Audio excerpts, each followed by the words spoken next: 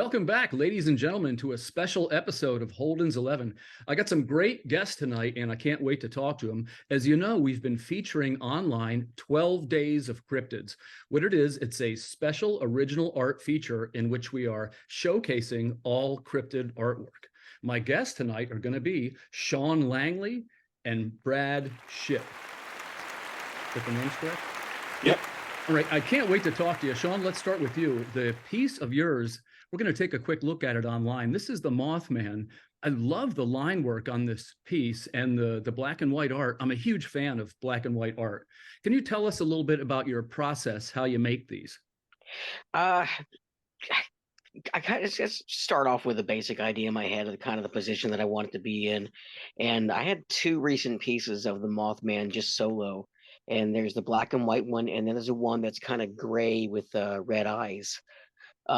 But I always think in my mind of trying to do something that's organic, that if it was actually real and physical, what would it look like? So I do a lot of detailing in the fur.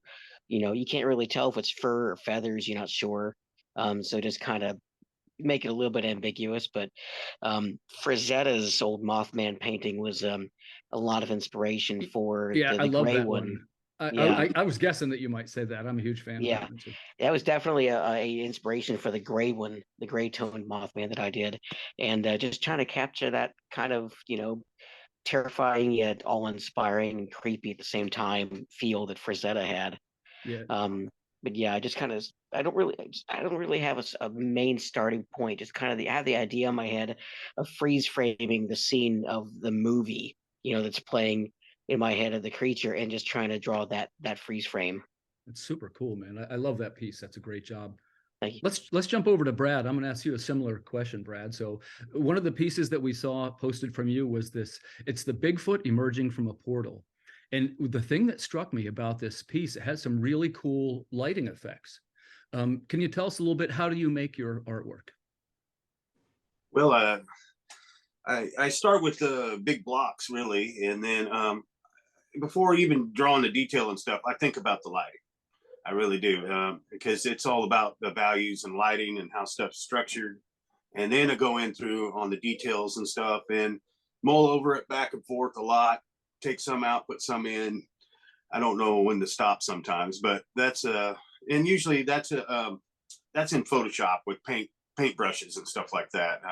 Traditionally, I'd probably do it different, start from a sketch and build up in layers. So. Okay, gotcha. Okay, so jump back to Shawn.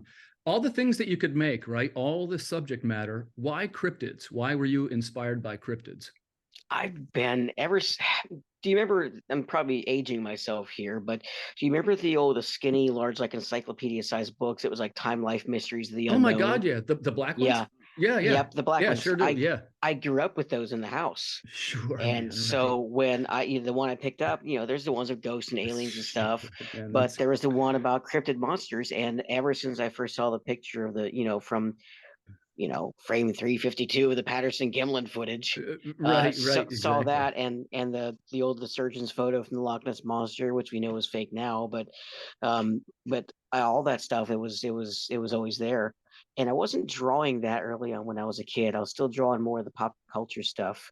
But as I started making more of a career out of this, it just started turning into and doing like one thing of the Mothman, because I've never lived more than an hour away from Point Pleasant. So like right now, I'm a half hour away from Point Pleasant. So it's like I should have a Mothman piece, and it kind of started with that, and then I just started doing more, than the Bigfoot, then the Flatwoods Monster, and more Mothman. Yeah. Oh, I saw your Flatwoods Monster too. That's a great one. Thank you. Yeah. I'll share that as well. That's a terrific piece.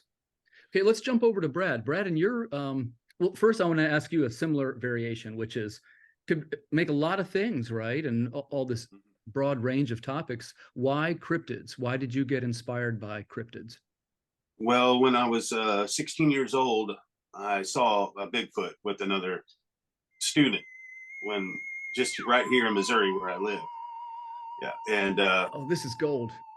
I love hearing that stuff. I got like a kid at Christmas. I don't know if you saw my face, but like a kid at Christmas. Do tell. Yeah, that's well, nobody believed me but my mother. Of course, moms do that. But and I don't know if she knows that she believes me. But I was with I'll tell you what it was. It was a field trip for junior ROTC in high school. I had just moved here to Joplin, and we went on a mapping exercise. And what happened was they took the whole class and they set 2 kids at a time every 100 feet and gave them coordinates, said go back to here. Well, I think that kind of flushed the Bigfoot out, because we saw something running around at the top of this hill and leaves moving and stuff. And I was really trying to get to the assignment because was really into it. And this other kid that was with me said, no, there's something down there. And I'm like, yeah. And I got this weird feeling of being watched. And, you know, I used to live in Colorado and all those places, and I never felt that way. And so the kid goes down in this little ditch, which is overgrown with foliage, and he disappears. And next thing you know, I'm looking at the compass. I hear him scream, and I'm kind of laughing because thinking somebody's playing a joke on him. And I see him come up, and then I see this big black object run up the side of the hill fast as a deer. And at first I thought it was a guy in a ghillie suit, you know, the snipers. Okay. And then I got to just looking at it, and he goes, he screamed. He goes, he didn't know what it was, and he couldn't explain to me because he was so scared. And so I saw the back half of it up this hill, and it turned when we were whispering to each other and walked 2 steps down and then looked at me. And that kid ran. He left me. What? And I stared at it for 30 seconds, and I started to wave, and then I was looking for belts, buckles, guns, and I never saw that. This thing, if you watched Lord of the Rings, I got a flashback from the black orcs, where their hair is stringy and stuff. Yeah, the orc eye. Just built. Sure, man. Amazing. It was like that, and I said, "Okay, I'm getting chills now thinking about it." This is amazing. Thanks for sharing that, man. Yeah, I turned and walked away, and it slowly turned and walked and back into the woods. It was crazy. I've never seen one, and there's a part of me that doesn't want to, because, you know, I want to keep what's in my intestines. And I'm pretty sure if I saw one face to face, that might compromise that. Yeah, that's I know more about them now, and I should have been more scared. You should call into Sasquatch Chronicles sometime. That'd be a great story. Yeah, one guy did want me to do it. I had been listening to a lot of the stories lately and had recurring dreams over the years, and I decided, well, it's time to tell. You know, with the internet. I'm glad you shared that. Do you have any thoughts on, sometimes now people say that Bigfoot sightings are usually analogous to UFO sightings in neighboring counties, like there's a connection between the two. What I mean by that, like you'll see, it's not like it's right over Bigfoot's head or sometimes, but if somebody sees Bigfoot, maybe 2 counties over, there's a mass UFO sighting. They have like a kind of link. Yeah, I've heard of that before. I didn't smell the smells. I didn't see a UFO. It was almost like it was trying to be quiet, but I have seen UFOs when I was a kid. So I don't know if that makes any kind of connection. Yeah, I don't know. That's when one friend said that, you know, people that see this kind of stuff are kind of have they just happen to come along it more so than a skeptic. Sure. Yeah. That's interesting, man. Thanks for sharing that. This just in, if you're watching the interview, Brad Shipp reveals he has seen Bigfoot. None of us saw that coming, I don't think. Let's steer back to the art. So, Shawn, would you have any tips for it? First of all, how did you get started doing what you're doing as a creator? When I was a kid, Go ahead. Sorry. And the second, what would you tell new people that were starting?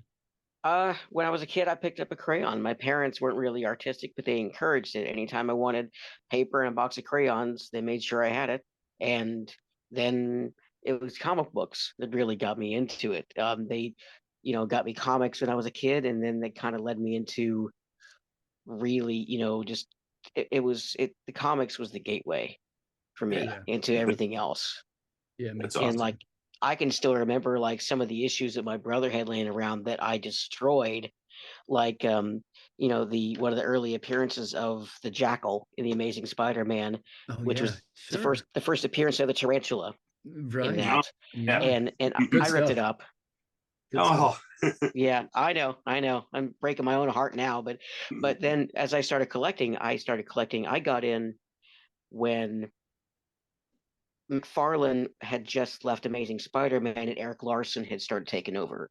So my first actual, like one of my first comics in my possession was the Eric Larson Amazing Spider-Man, just not too long after the early 300s, where you had like the Sinister Six's faces all around Spider-Man, like coming down on him. And that was one of my first ones. Incredible Hulk 372 with Dale, I think 372 with Dale Kean Oh yeah, drawing yeah, that. sure. Yeah, so He's that's an amazing artist. Yeah. man, he was something else. But that's when I got into it, and comic books is what, I got in right when the Spider-Man 1 with McFarlane came out and all that. That Yep, was yeah. that was when I started it. But that was my gateway, was comic books. Yeah, that's Yeah, awesome. that's man, I'm very much the same way with my creative career. It seems to have its root in comic books. Mhm. Brad, how about you? So steer back to the artwork. First of all, what would you recommend to somebody that was maybe trying to get started in a creative field? What would you recommend to them? Well, And how did you get your start too? Put that in there. narrow down. I just started doing it. I didn't go to no schools or anything like that, and I just, the tenacity to never give up. So you're totally self-taught? Yeah. Well, I did have some tutoring from an art teacher during the summer one time, but I never went to art school. But I really wanted to. My dad said, artists don't make any money. I'm not sending you to school. So I went in the military instead. But anyways. Thank you for your service. Yeah. And to get back to the story, this is the drawing of what I saw. I don't know if you can see it. Oh, wow. Yeah. Yeah, that's cool. Yeah, that is cool, man. So that is exactly how it turned around from the tree and stepped down and looked at me. And yeah, Wow. that doesn't look like a human. That reminds me of a lot of the Paul Freeman footage, the figure in that. Yeah. That's really cool, man. Thanks for sharing that, Brad. Yeah, no problem. And the last question I'd want to ask you, I'll start with Shawn here. What would you say is your goal in your creative efforts? Like, first off, what's the near-term thing? You have anything you'd like to promote? And then what's the long-term? What do you hope to accomplish? Promote, absolutely. I'm always taking every opportunity to promote my website, my website isn't much. It's just ShawnLangley.com. But I was lucky enough to have I don't change the website itself too much. It's mostly a hub for links to my Shopify and my Etsy stores and my Facebook page. Gotcha. But Facebook.com/Shawn Langley Art that's a lot of times where I recommend people towards, because I post stuff regularly there, and I can be obnoxious with like my links to my artwork in my shop. But anytime I've got something that I'm proud of, then I try to make sure, if I have prints available and stuff, that it's always out there. Long term, oddly enough, that answer has changed over the years. When I started out, I wanted to like be a DC or Marvel comic artist, and I still do. If one of them called today, I would drop stuff to go, do something for DC or Marvel. But now it's just kind of I'm getting a bit older. Like I remember the Time Life Misters of the Unknown books. I started collecting comics when Eric Larson had just started drawing Amazing Spider-Man. So I'm in my late 40s now. I want to be able to keep paying the bills with this, but at the same time, I have a folder over there, like the big paranormal one that I did, of all my like passion projects. It's just for me. And those are the things that feel like they're a break from work and commissions for me when I'm doing something it's only for me. Right. And one of these days, I will have things in that folder finished up and like, here, this is what I'm the most proud of. This commission or this book that I did, I loved working on it. It was great, and I'm proud of that work. But this thing that came purely out of my imagination, and I put probably more love into than anything else. That's where the this love is what is. I'm most proud of. Yeah, exactly. That's Like awesome. I did one that was a commit, like the cryptid stuff. The cryptid stuff, most of it is not commissions. Most of it is just for me, and it kind of gets circulated. Oh, you know what? Save that. I'm going to ask a question about that next. Let me Gotcha. jump over. Got it. Let me go over to Brad real quick. So, Brad, I want to hear how you got started a little bit more. And, what are some of the things that you would tell somebody starting out in a creative field? Well, I got started when I was 5. My grandma owned a truck stop, and I was amazed by the big diesel. So I would sit out front and draw the trucks, and the drivers would give me 50 cents, $1 for the sketch, and that kind of blossomed from there. And like Shawn there, comic books. Oh yeah, comic books. I used to walk around with Amazing Spider-Man 129, the first appearance of the Punisher, in my back pocket. Nice. So I get we're all collectors, right? Am I perceiving that correctly? Yeah. Yes. Not as much as I used to be, but yeah, a little bit. Well, you're able to spit out the issue numbers and the character appearances. That's usually one of our tells, you know. Yeah. I've got that Hulk issue I've got on the shelf over there. Hang on, I'll keep this on me so you can't see how messy my studio is right now. That's okay. Brad, that you probably feel that pain. Well, I'll ask Brad this question first, which is, you know, the pieces, like in your case, this is one where Bigfoot's coming out of the portal. What was the piece designed for originally? That was actually just kind of a spur of the moment, because I was thinking that I have affiliation for Bigfoot and I'd like to make more. And then I started seeing all these things where people were just saying this about Bigfoot or this about that. And I kind of wanted to illustrate that to show. And some people came on there on the Bigfoot, and I got over 300 likes on that. And they come on there and said, that's exactly what I saw. And, you know, I never saw that, but, you know, so I think it helps people connect more that way. Yeah. I think so. And to dismiss some of the illusions about it and fakeness on some of, there's really people out there that really try to fake it and make fun of people. Well, Brad, it's really a great piece, man, and just thanks so much thanks for sharing it with us. So we'll come back to Shawn. Now, here's the thing for your piece. Were they originally commissions, or what was their original purpose? Design? It's back and forth. The black and white Mothman was one that I just did for me. The gray one with the red eyes was one that I did for a customer, but you know, they turn out, I was really proud of how that one turned out. They kind of, you know, there's work, but sometimes they'll like, I just go nuts and do what you want to do, which is my favorite thing to hear. Where the commission is, it's just like, just do whatever you want to do. I'm like, oh, don't threaten me with a good time. Yeah. Okay, and in closing, I just want to ask, first I'll start with Brad. Tell us where we can find you and tell your customers where you are. Well, Facebook for one. I have a DeviantArt. I really don't have a website like most artists do. I mean, I had one for so long, you know, back in MySpace and all that, GeoCities, and just God, wow. Right, man, I remember that. I probably have one of those somewhere, but I'm just more on. I just post on Facebook right now, and actually, you know, I've been on there quite a while, and it never really came to anything until here lately. It's kind of exploded. So, right. Other than that, yeah, on Facebook is mostly where I'm at right now. And then I've got a Kickstarter going too, but that's another story. Is it live right now? Yeah, I'm the artist on Terminus. Oh yeah, but by the way, I'm tied in with you guys too, because I'm a little bit friends with Jeff, so yes. I am involved in the promotion of that. Let's give it a shout out, because this will be in time for your campaign. This will be online in probably 48 hours. So it is called The End of All Terminus, and right. This is featuring Brad Shipp. Yep, and Jeffrey Haas. Right. Yep. So definitely give them a strong shout out. If you haven't seen this project, it looks terrific. And of course, as you know, I'm a sci-fi person as well. So definitely recommending to back that project. Awesome. Thank you. You're welcome. Okay. And now, Shawn, where can your customers find you, and where are you, man?